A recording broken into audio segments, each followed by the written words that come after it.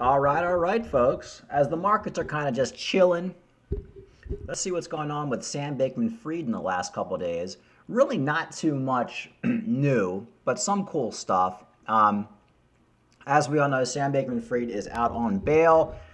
His parents posted $250 million bail. No, that doesn't mean they posted really $250 million. You have to put up a certain percentage. Apparently, they put up their house and a bunch of other assets. And then if Sam Bankman-Fried doesn't show up for jail, then the government can pretty much take everything they own. That's how bail works. That's pretty much how bail works, folks. I know a lot of people are kind of like are kind of upset saying, hey, Sam Bankman-Fried said he only had $100,000 left. How did he put up a $250 million bail? Well, it's kind of like if I got arrested and I say I only have $5,000 to my name, but my family has money, then of course they're going to put up bail for me. So people really do live in a bubble. They don't, like, nobody understands how anything works, which is really just kind of like frustrating. Like, folks, with bail, you put up a percentage. And even if you don't have that full percentage, you can still put up other assets, have other people co-sign for you. It is what it is. It's a white collar crime. I said Sam Bankman-Fried was going to get bail for a month. And of course he did. I mean, there's no reason. He's innocent until proven guilty. Why would you not let him out? They put an ankle bracelet on him, and he's going to be sitting in his parents' $1 million home probably for the next 6 months to a year, maybe even longer, until this trial comes on. So the funny thing is, he looks better than ever. It looks like while he was in jail in the Bahamas, he lost a little bit of weight. So, you know, he's here. He's flying first class home to California, where his parents' house is. And, you know, some guy snapped a picture of him in the lounge, in like the business class lounge for American Airlines. And people just can't get over it. Oh my God. Well, he's out on bail. So apparently he's allowed to be out on bail, and he's allowed to go back to his home in California. He has to stay in the home. He's only allowed to go out for exercise and for mental health reasons, which essentially means he can pretty much go out to do whatever he wants. I mean, if you have you could easily schedule one psychiatrist meeting a day. That means you can go out. If you're allowed to go out for exercise, that probably means you can go out to a gym. So essentially the guy's free. The only time that the ankle bracelet will probably even go off if he leaves like a certain radius or tries to leave the state. So yes, essentially Sam Bankman-Fried is free until after his trial. Now, he's going to get found guilty, no question in my mind. All the executives have already turned on him. They've already admitted guilt, which I'm going to talk about in a minute. But yeah, for the next year, you're probably going to see Sam Bankman-Fried living it up, or at least free. You'll probably see him out for walks, out driving with his parents, and so forth. And here he is on the plane. I guess that's his attorney flying. He's flying first class home. He's a rich guy. His family is rich. They're rich. And this is how it goes, folks. If you got money, life is a little bit easier. But once he gets into jail, which will probably be the rest of his life from everything I've been reading, then it's not going to be too good for him. So that's him flying home. Martin Scarelli, I talked a little bit about him the other day. He's a pharmaceutical executive, got sentenced to 5 years for fraud. And he's kind of a similar guy to Sam Bankman-Fried, and they're both kind of tech guys. They're both kind of dorky, although Sam Bankman-Fried is way more dorky. He was interviewed, and he's basically given his advice on what Sam Bankman-Fried should be doing to prepare for jail, or at least gives his perspective here. Isn't exactly going to be somebody that fits into prison. You know, my advice for him includes shaving his head. My advice for him includes deepening his voice. Sam is going to have a lot of issues because he's a bit of an effeminate guy, and his sort of demeanor, some people say autistic sort of sense or sensibility, is not something that goes over well in prison. He also doesn't know anything about the streets and sort of criminal culture, which my advice to him is to pick those things up as quickly as he can.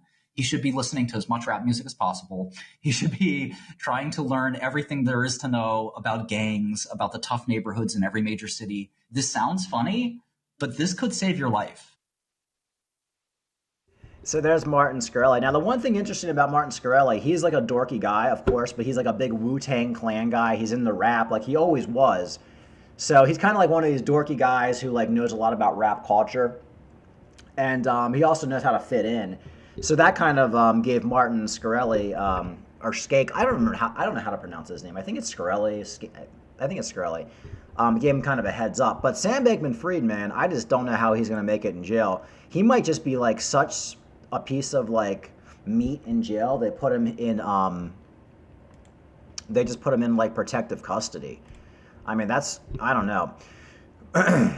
But anyway, so I found this article. As we all know, Caroline Ellison and Wang, the two guys closest to Bankman Fried, they've already filed. They're already guilty. They've already made a deal with the government, and they've already basically pleaded guilty. So I didn't actually know all this, that Caroline Ellison has already gone before the judge. I mean, I guess you would have to if you filed to be guilty, but Caroline Ellison, the 28-year-old former CEO of the crypto hedge fund Alameda, apologized before a federal judge in New York, saying that she and her former associates knowingly stole billions of dollars from customers of Bankman-Fried's FTX exchange and sought to cover it up, according to court transcripts. "I am truly sorry for what I did," Ellison told the court. "I knew it was wrong." Ellison told the court that Alameda had a virtually unlimited borrowing facility in FTX and that she knew the exchange would need to use customer funds to finance loans to the hedge fund.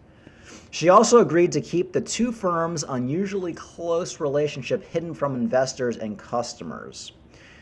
From July until October, or through October, she told the court that Ellison agreed with Bankman-Fried and others to provide materially misleading financial statements to Alameda lenders and prepared balance sheets that concealed the extent of Alameda's borrowing, according to transcripts from plea hearings held on December 19th. Okay, so this stuff was just unsealed. So, I mean, so that's it. I mean, that's what Sam Bankman-Fried did, and she already pleaded guilty to all this. So Sam Bankman-Fried's finished, folks. I mean, probably, if I had to guess right now, I'd say he's getting 75 years. He'll probably have to serve at least 30 to 40 before parole. I mean, this is some really serious stuff. I never knew she admitted to all this stuff. So basically, she just admitted to fraud. And this kind of takes me back to, the one thing that's kind of happened now with all this, a lot of these like Ivy League people, they went to MIT. I think Caroline Ellison went to like, I don't know, Stanford or something like that. I've just lost I've been saying this for years, that a lot of these Ivy League schools are no longer taking the best and the brightest. They're basically just taking, hey, look, your parents went here and they're rich and they're politicians. Okay, we're going to take you too. Ivy League, just like regular college, like some of the dumbest people I know have 4-year degrees. Like, I mean, I know people that went to college for 8 years to get physical education degrees, and they're like doing nothing, and they're like $100,000 in debt. Like, college is like one of the biggest scams I think perpetrated on the American public, because let's face it, folks, 60 to 70% of people should not be going to college. They should be getting a trade, just going right to work, getting into sales, do something else. If you have that mind where you want to be a teacher, a scientist, a doctor, or a lawyer, yeah, you got to go to college. But most people are just regular Joes, and I put myself in that category. You're a regular Joe. You should not be sitting in college for 4 to 6 years, 8 years, wasting all your money, $50,000 a year, when you could be earning a living. I take it back to myself. When all my friends were going to college, wasting all their money, I got a job as a police cadet. And by the time they got out of college, 2-3 years later, I had like 80 grand saved up in my savings account, and they were completely in debt. Now, so because I knew going in, I should have never gone to college, and I was like, you know what, I'm gonna give this little police cadet thing a try. Hated it, but then I went through a college program which was kind of like more law enforcement oriented, and then I started my own detective agency, and I've been doing that ever since. But if I had wasted 4 years in college, I mean, I'd be like really screwed. But anyway, my point is, like, college is not what it used to be, and same with these Ivy League schools. So you have someone like Caroline Ellison. Here she is right here. This is somebody you're probably looking at. She should be like, this is like a community college girl who should be working at the bookstore. And somehow she gets into what, MIT or Stanford? I mean, listen to this. That you have been able to pull this thing off without your mathematics degree, or it has been the pillar of your trading activity? Yeah, absolutely could pull it off without my math degree. I use very little math. When you start out as like an intern and you know, do something and accidentally lose, you know, maybe $1,000 for your desk, you're like, oh God, like everyone's gonna hate me now, like this is terrible. And yeah, over time you have to sort of, yeah, get comfortable with larger and larger swings of money.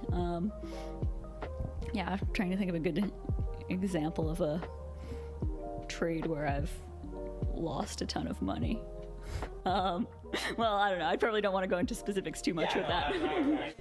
Anyway, so yeah, I mean, no idea what she was doing. Like, she should be somebody, like I said, I mean, working at like Barnes and Nobles or something like that. Maybe working for like an accounting firm. Like, I don't know. I mean, but no, there's no way she should have been doing what she was doing. But the thing, this whole thing, the last couple of years has realized to me. I've been saying it for years, but now I'm kind of thinking it with the whole like Ivy League schools. And I have some people in my family who went to Ivy League schools, and they're like, I'm not even gonna get into it. But it's like, if it wasn't for their parents, it'd be like community college.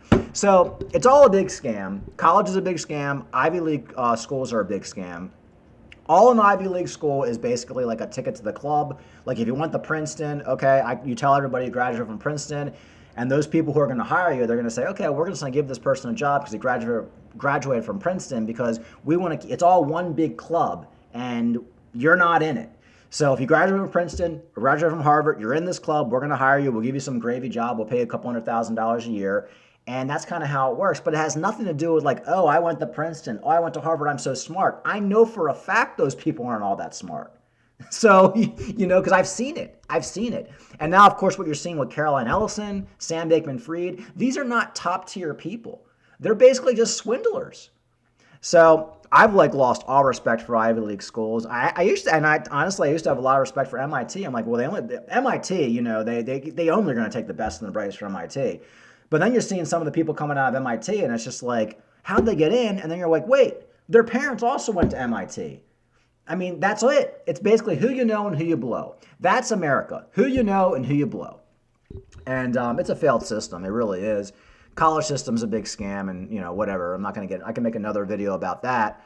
Like I said, unless you want to be a doctor, lawyer, engineer, something like that, you're wasting your money. You're spending $50,000 a year to go to college is a complete waste. Half my friends are still paying off college loans, and they're making no more money than me a year. So it's a big scam. Anyway, so Caroline Ellison, the former CEO of the crypto trading firm Alameda Research, has become entwined in the criminal proceedings related to FTX. Ellison pleaded guilty to 7 charges of wires and security fraud. So yeah, so she's going to be completely turning on Sam Bankman-Fried. This is going to be a fascinating trial. She was released on $250,000 bail. So apparently they probably gave her a small bail because she's basically given all the insider secrets on Sam Bankman-Fried. But I do still think that Ellison's probably going to get at least 10 years in jail. But the interesting thing is, her parents are both economists at MIT. And she grew up exposed to a lot of economics. Her father once worked with SEC's Gary Gensler. And her mom gave her a book about Genghis Khan. Okay, what does that have to do with anything? Her father heads MIT's economics department, wrote a math test book for kids, and used to work with Gary Gensler. So that's the one connection with Caroline Ellison, that her father knows Gary Gensler. I mean, I don't know. I don't really chalk that up as conspiracy because it's kind of like a small little club. And like I said, it's a small club and you're not in it. All these guys know each other. Like if you went to MIT, if you went to one of these Ivy League schools, you probably have a connection with somebody in politics, or your father might know somebody in politics. I mean, I just feel like it's all connected. A lot of people say, okay, well, Gary Gensler was giving, you know, these people special treatment. I don't know, was he? I mean, Gary Gensler had an open door policy for all of crypto exchanges. And the one thing about Sam Bankman-Fried is he took Gary Gensler up on that offer to come in and have meetings with him. A lot of the other crypto people were afraid of Gary Gensler, so they basically steered away. So, you know, if you meet with Gary Gensler enough, maybe he'll help you out and try to work out a deal with you. But it looks like none of that even happened. It looked like all Sam Bankman-Fried was doing was meeting with Gary Gensler, but nothing really came out of it that I can really see. So until I see more evidence on that, I don't really know. Now, was Gary Gensler more sympathetic to Sam Bankman-Fried? Maybe. Maybe Sam Bankman-Fried pulled a fast one on Gary Gensler as well. Maybe Gary Gensler saw Sam Bankman-Fried as somebody who was in the crypto sphere, who really wanted to come under compliance, who wanted to work with the SEC, and Gary Gensler said, "Okay, if you want to work with me, I'll work with you." And then, of course, he turned out to be a fraud. So like I said, I never jump on the bandwagon. I'm not going to do it. I didn't jump on the Kevin O'Leary bandwagon. I think for myself. And until I see evidence of something, I'm not going to go one way or the other. Just like when, people a couple weeks ago were saying, when is Caroline Ellison going to be arrested? When's Sam Bankman-Fried going to be arrested? And I said, look, it takes time. And then like a couple days later, they're all getting arrested and, getting charged. And like, you just got to wait, folks. You got to wait until all the evidence comes out. But as of right now, I don't see anything. And also a lot of people are saying, oh, Gary Gensler should have prevented the FTX collapse. It's a Bahamian company. If you're an American citizen, you're not supposed to be using FTX International. That's why only 10% of the people who lost money on FTX International were Americans. That's thanks to Gary Gensler, because he didn't allow Americans to be on FTX International. Now, FTX.US, they also went under, but there is a rumor that a lot of people in FTX.US will get most of their money back. We'll see, but they were under SEC regulations. So we shall see what happens with that.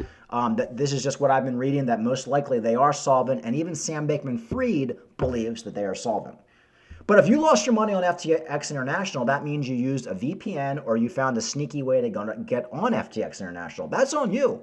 That's on you, because you're not supposed to be using it. So there's nothing that Gary Gensler could have done to protect people from FTX International. It's a Bahamian company, has nothing to do with the SEC, has nothing to do with America.